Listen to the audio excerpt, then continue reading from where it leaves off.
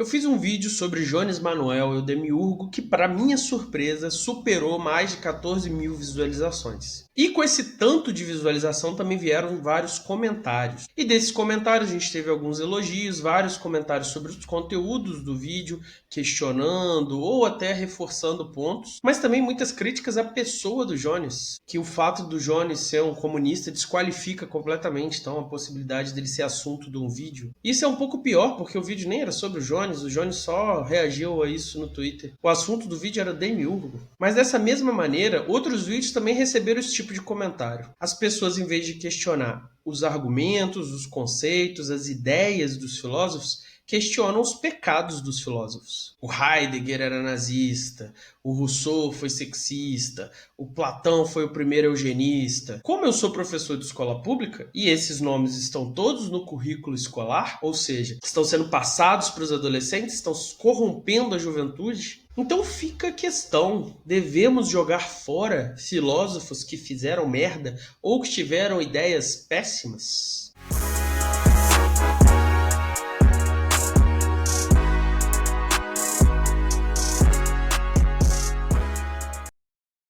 Os filósofos são seres humanos e, como todo ser humano, fazem merda. Dos grandes nomes do cânone, diversos deles se comportaram muito mal, ou pior, defenderam ideias terríveis. Aristóteles, sem disputa um dos maiores gênios que a humanidade produziu, defendeu com a mesma inteligência que ele revolucionou completamente o pensamento que as mulheres seriam homens deformados e que existiam pessoas que eram escravas por natureza. Descartes tinha opiniões perturbadoras que deixariam os veganos de cabelo em pé. Hume e Kant teriam sido racistas. Hume e Kant foram racistas.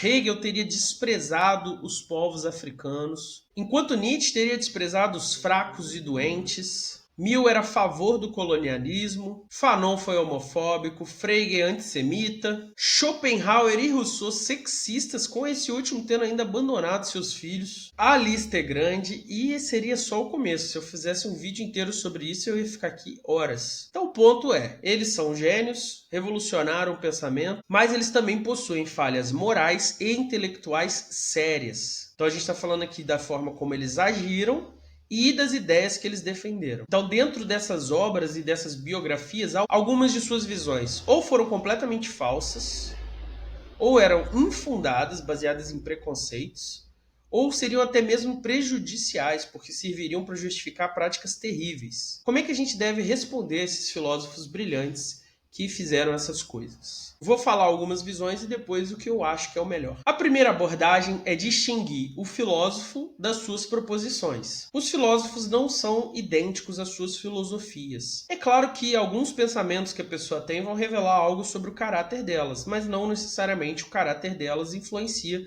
no seu pensamento. Justamente na parte do esforço intelectual, da revisão, da crítica, às vezes ele vai conseguir distinguir aquilo que ele pensou daquilo que ele é, da falha, do fracasso dele, pessoal. E aí, essa primeira abordagem seria valorizar mais o que foi escrito do que o que a pessoa fez. Isso aqui a gente vai desconsiderar. Porque seriam falácias ad hominem.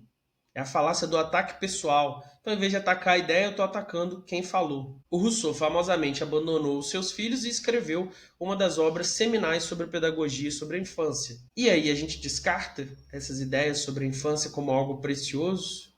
A gente busca outras fontes? De fato, o ad hominem, o ataque pessoal, é uma falácia. Mas será que não existem contextos onde isso é relevante? Então, acho que os melhores exemplos disso são no caso de filosofias morais. Então, será que uma falha de caráter minha não vai mudar a forma como eu vejo certo e errado?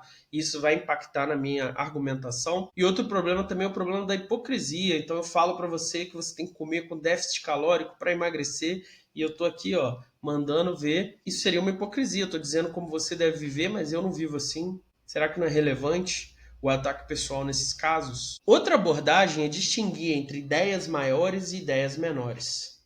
Através do crivo da história, do tempo que passa e das transformações sociais, a gente consegue perceber que algumas opiniões, algumas ideias dos filósofos são menores, são relacionadas ali às questões do seu tempo, e outras são maiores, elas já atravessam a história da humanidade e são muito mais relevantes. Só que o problema é justamente esse, como é que eu vou distinguir o que é maior do que é menor? Porque o problema dessa distinção é justamente você pegar um filósofo igual Aristóteles, um filósofo igual Tomás de Aquino, e usar esse prestígio que esses dois nomes têm para reabilitar uma dessas ideias menores, como o exemplo que eu dei da escravidão. Outra abordagem é da correção contrafactual. O que é isso? É você assumir que esses filósofos chegaram a essas conclusões porque a base empírica que eles tinham disponível era falha. Se eles tivessem informações mais completas, eles chegariam em conclusões melhores. Então, nossa função seria justamente abordar essas ideias problemáticas, destacando quais eram essas informações equivocadas ou insuficientes que eles tinham que os levou a essas conclusões erradas. E aí corrigir. Outra questão é ignorar completamente porque simplesmente esses filósofos não podem pedir desculpas ou perdão. Eles já estão mortos, a maioria esmagadora deles. Quem está vivo consegue corrigir a sua conduta, consegue falar, meu Deus, eu errei, quero fazer diferente. Mas Aristóteles, que morreu há mais de 2000 anos atrás, o que ele pode fazer? Nada. Não tem nada que ele possa fazer para compensar o erro e que a gente possa então perdoar o Aristóteles. Então, qual é o sentido de discutir isso? Bom, essas são as formas de encarar o problema. Então, como é que a gente deveria proceder?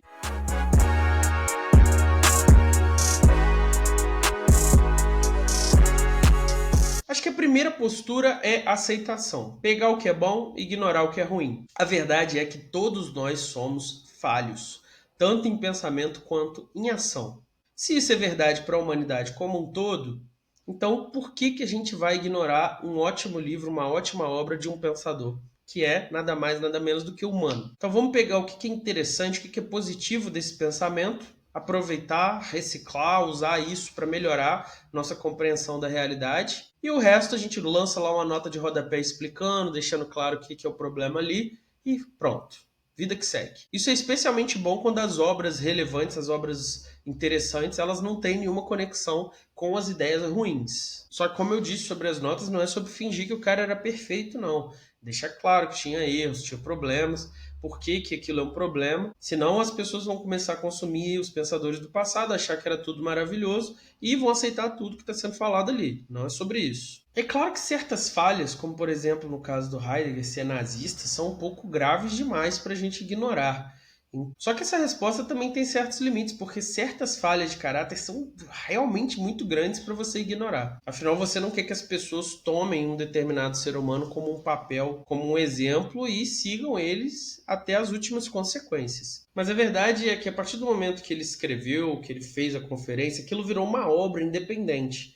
Então você pode continuar batendo no autor e continuar reproduzindo aquela ideia que é boa, enquanto pega essa que é ruim e critica ela, fala que ela é ruim. Outra postura é a de rejeição completa, a excomunhão desse filósofo, desse pensador. Então vamos fazer um boicote, ninguém vai ler, ninguém vai comprar livros desse cara, ninguém vai publicar nada sobre as ideias desse cara. É o famoso cancelamento, que é uma coisa que funciona com empresas, por exemplo, né? Então se você não gosta do que uma empresa está fazendo, se o público faz um boicote, a empresa muda de percurso. E muitas vezes essa política de tolerância zero é evocada contra esses filósofos que fizeram cagada. Só que esse suposto castigo, no caso desses filósofos que já morreram, é o que? Simbólico. Mas ao mesmo tempo, muitas coisas simbólicas são importantes.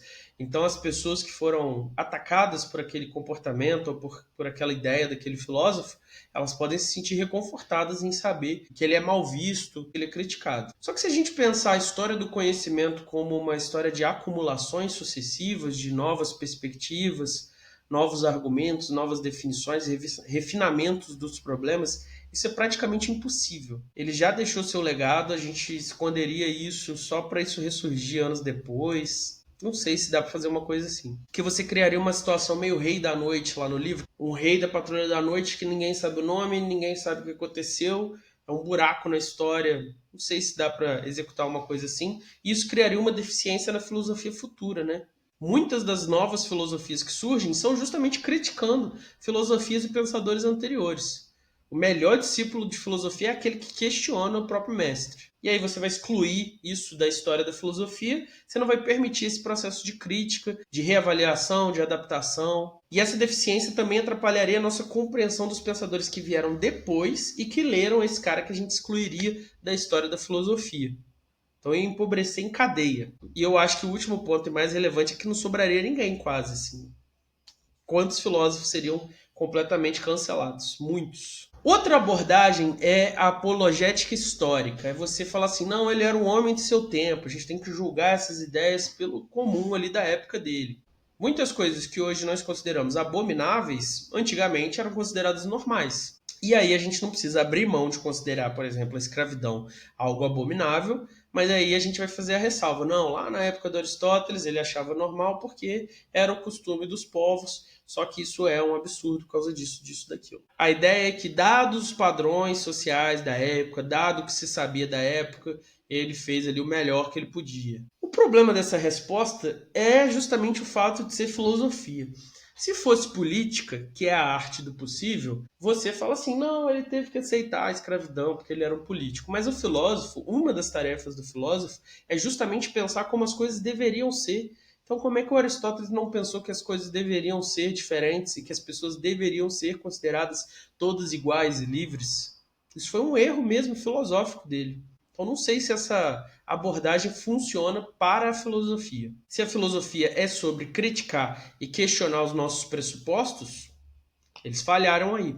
Outra coisa importante é que vários pensadores foram homens à frente de seu tempo. Então, por exemplo, Platão coloca a ideia das mulheres receberem a mesma educação dos homens lá na República, e isso muito tempo antes dessa ideia ser levada a sério. Então, essas figuras que pensaram além do seu tempo, elas existiram. Então, talvez o nosso foco deveria ser elogiar esse tipo de prática do que simplesmente passar pano, desculpar ideias ruins e práticas ruins. A última abordagem é a da redenção, usar o bom para bater no ruim. Ela é bem parecida com a aceitação, a primeira abordagem, mas enquanto a aceitação envolve ignorar o ruim, aqui a gente vai pegar a parte boa do pensamento desse filósofo e mostrar que a parte ruim é contraditória à parte boa. Então ela está errada e a parte boa está certa. O ato de simplesmente ocultar ou falar isso aqui é ruim, finge que não existiu, vai dar a ideia de que os pensadores são todos gênios perfeitos moralmente quando eles são seres humanos. Geniais, geniais, revolucionários nas suas áreas, revolucionários nas suas áreas, mas seres humanos, igual eu e você. Isso tanto diminui a autoestima das pessoas que pensam que jamais chegariam no nível de escrever uma obra daquele tamanho, daquele peso, quanto faz a gente ter uma visão completamente desumanizada dessas figuras que eram sim seres humanos. Eles erram, eles propõem raciocínios contraditórios. E uma das fraquezas filosóficas é você não perceber que uma das suas teses é contraditória com outra de suas teses. Então, se ele ignorou isso, a gente pode olhar isso e falar, olha, isso aqui não cabe com isso aqui. Então, por exemplo, a filosofia ética de Kant, ela é compatível com o racismo? Absolutamente não. Então a gente pode pegar todo esse construto teórico dele e mostrar que o preconceito, o racismo é contraditório com a sua ética. O problema é que talvez isso seja um pouco de otimismo. Então, tem alguns filósofos que nada na filosofia deles seria contraditório com a perversidade que eles defendem. Então, como operar aí quando isso acontece? Difícil. Essa abordagem de redenção também, ela pode diminuir a oportunidade de outros pensadores menos conhecidos que tiveram ideias similares ou muito boas, sem os erros, poderem tomar o palco aí e crescerem justamente no declínio do estudo dessas certas figuras controversas.